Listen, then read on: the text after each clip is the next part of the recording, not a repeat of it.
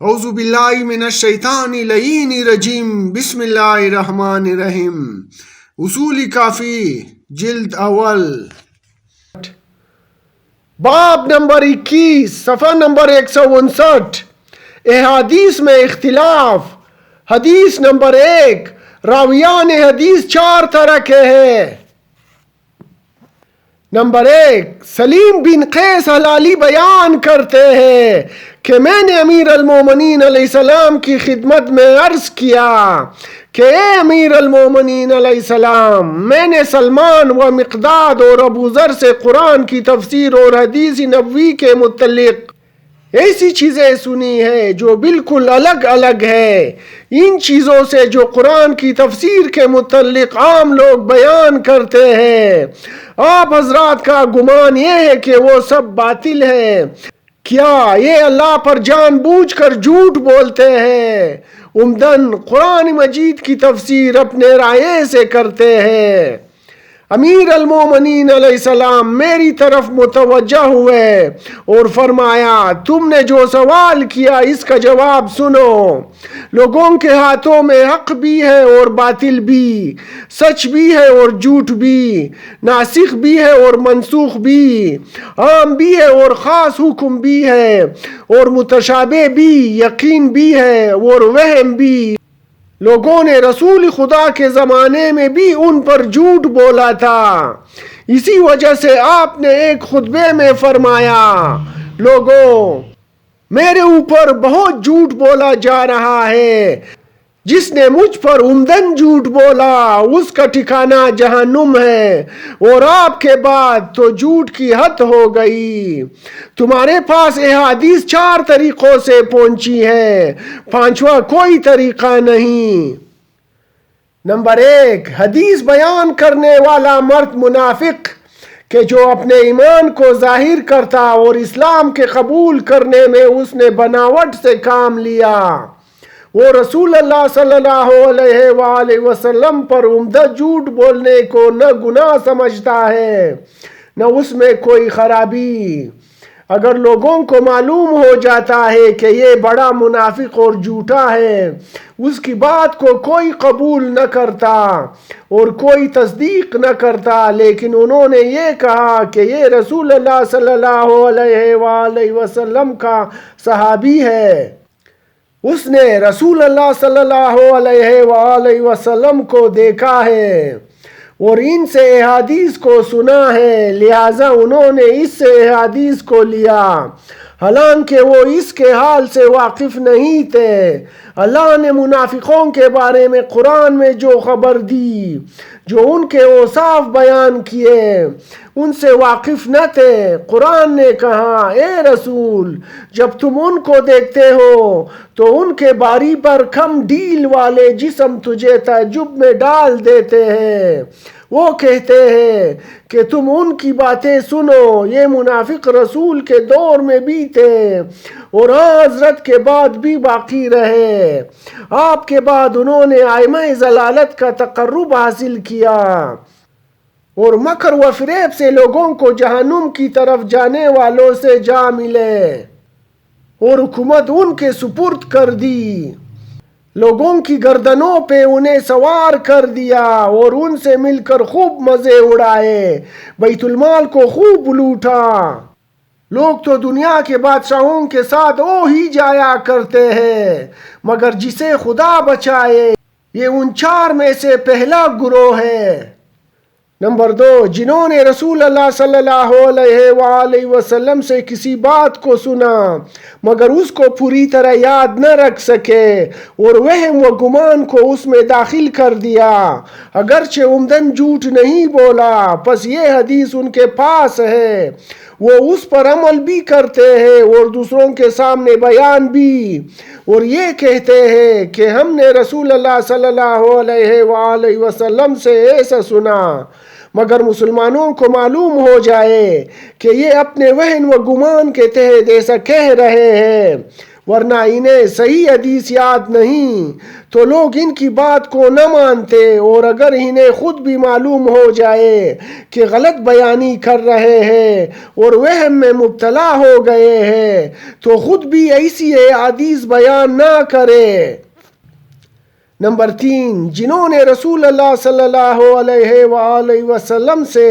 ایک حدیث کو سنا کہ جس میں رسول اللہ نے کسی چیز کا حکم دیا تھا اور پھر اس کے بعد اس سے نہیں بھی فرما دی، لیکن ان کو نہیں کا علم نہ ہوا یا انہوں نے نہیں سن لی اور امر کا علم نہ ہوا، پس انہوں نے منسوخ کو تو یاد کر لیا، ناسخ کو یاد نہ رکھا،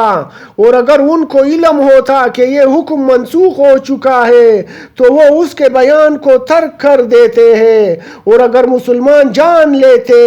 کہ یہ حکم منسوخ ہو چکا ہے اور یہ پھر بھی بیان کر رہے ہیں تو لوگ اس پر عمل نہ کرتے۔ نمبر 4، جنہوں نے رسول اللہ صلی اللہ علیہ وآلہ وسلم پر جھوٹ نہیں بولا اور انہیں جھوٹ سے نفرت ہے، وہ اللہ سے ڈرتے ہیں، رسول اللہ کی عظمت ان کے دل میں ہے، جو کچھ انہوں نے رسول اللہ سے سنا اس کو وہ بھولے نہیں، انہیں وہ اچھی طرح یاد ہے جیسے انہوں نے رسول خدا سے سنا، بغیر کمی و زیادتی کے وہ سیاہی بیان کرتے ہیں، وہ ناسخ و منسوخ کو جانتے ہیں، پس وہ ناسخ پر عمل کرتے ہیں، منسوخ کو چھوڑ دیتے ہیں۔ حضرت رسول خدا کے احکام بھی قرآن کی طرح ہے، ان میں ناسخ بھی ہے، منسوخ بھی، خاص بھی ہے، عام بھی، محکم بھی ہے، متشابہ بھی۔ کبھی رسول خدا کے کلام کی بھی 2 صورتیں ہوتی ہے، یہ بھی قرآن کی طرح عام بھی ہوتا ہے اور خاص بھی۔ اللہ تعالیٰ نے اپنی کتاب میں فرماتا ہے، رسول جو تمہیں دے اسے لے لو، جس سے منع کرے اس سے رک جاؤ۔ قرآن کا یہ حکم لوگوں پر متشابہ ہو گیا، لوگوں نے نہ جانا نہ سمجھا کہ اللہ اور اس کے رسول کا اس سے کیا مقصد ہے۔ ہاں، حضرت کے تمام اصحاب ایسے نہیں تھے جو سوال کرتے اور اس کے جواب کو سمجھ بھی لیتے ہو، بعض ایسے بھی تھے جو سوال کرتے تھے مگر سمجھنا نہیں چاہتے تھے، اور بعض ایسے تھے کہ جس کی خواہش یہ ہوتی تھی کہ کوئی عرب یا اجنبی مسافر آگے آئے اور رسول اللہ سے سوال کرے، ہاں حضرت ان کو جواب دے اور ہم بھی سن لے۔ لیکن میرا یہ خیال تھا کہ میں نے دن رات میں جب چاہتا حضرت کی خدمت میں حاضر ہو جاتا اور آپ سے تنہائی میں باتیں کرتا اور جو آپ بیان فرماتے ہیں اس کو دل میں جگہ دیتا جاتا۔ اصحاب اس بات کو جانتے تھے کہ رسول اللہ جو میرے ساتھ سلوک کرتے ہیں کسی اور کے ساتھ ایسا نہیں کرتے۔ بعض اوقات یہ تنہائی والا عمل میرے گھر میں ہوتا تھا، جب حضرت میرے گھر میں تشریف لاتے زیادہ وقت آپ میرے ساتھ تنہائی میں گزارتے، آپ کی ازواج ہمارے پاس سے ہٹ جاتی، میرے سوا حضرت کے پاس کوئی نہ ہوتا، اور جب میرے گھر میں آپ ہوتے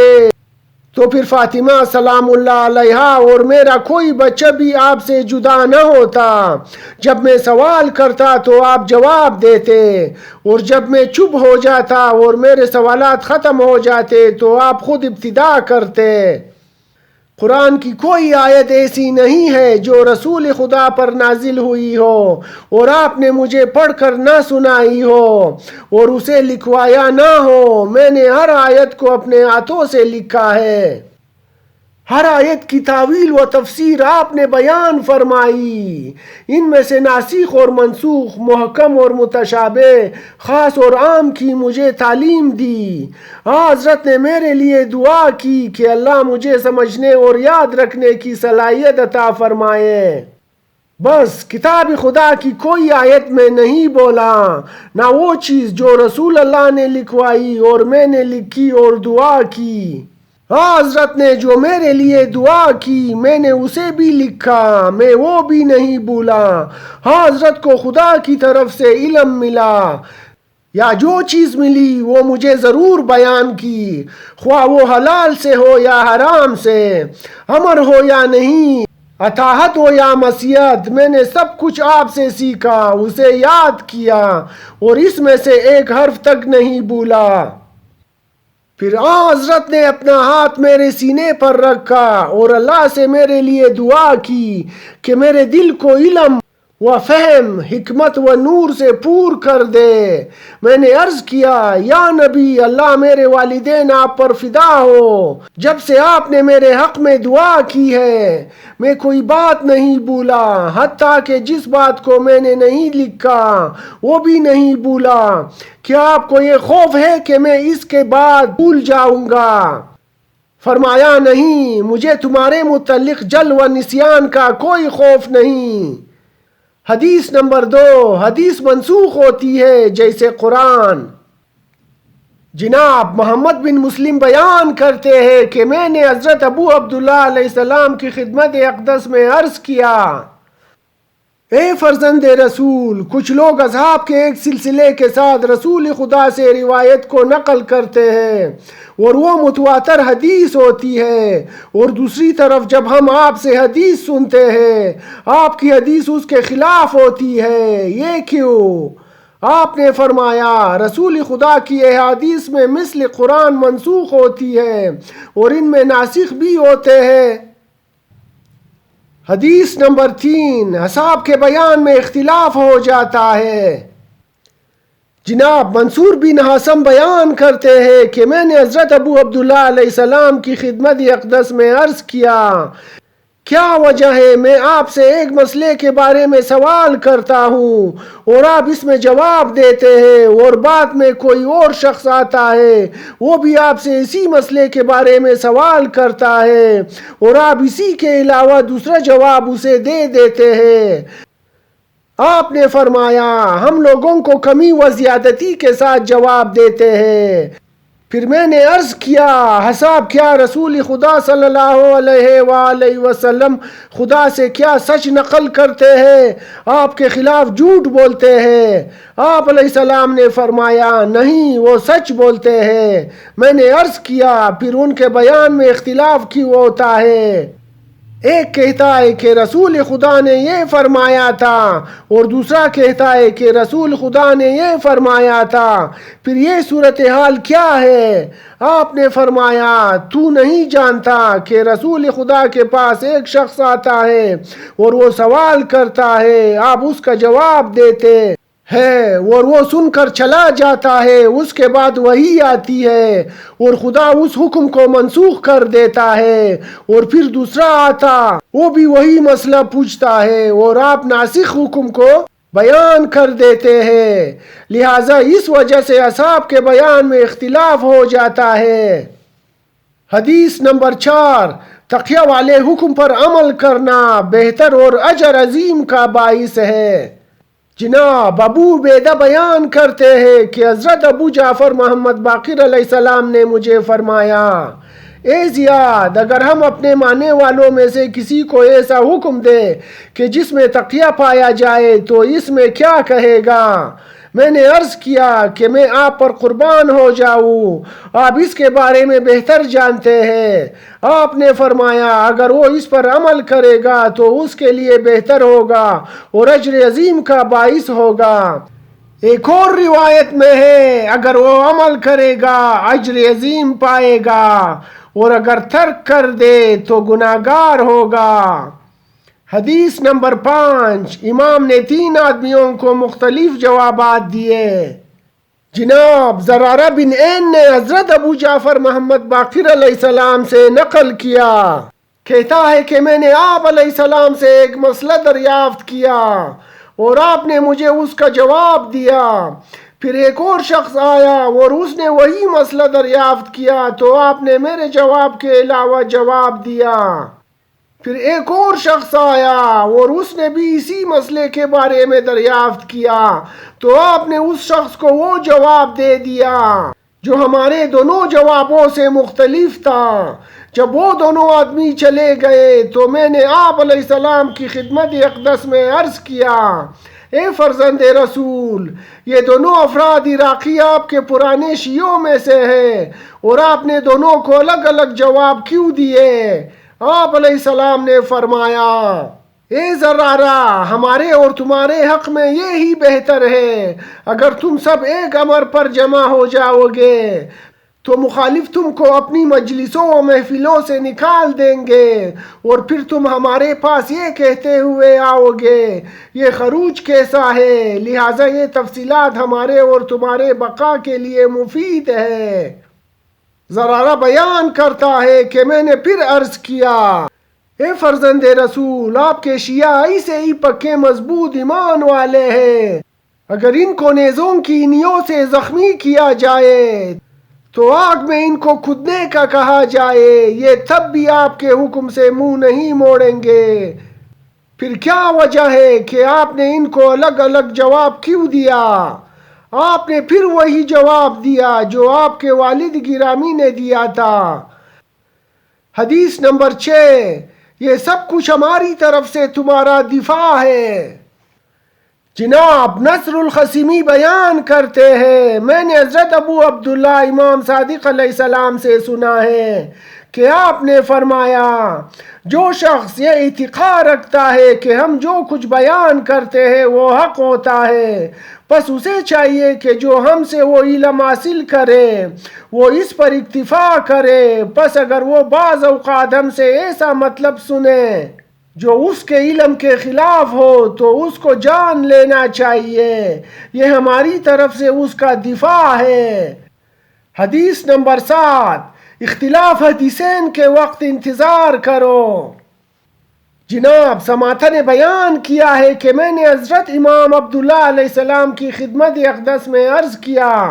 اے فرزند رسول، ایک شخص مومن کے جس کے پاس اس کے ہم مذہب اور دو افراد نے دو مختلف حدیثیں نقل کی ہے،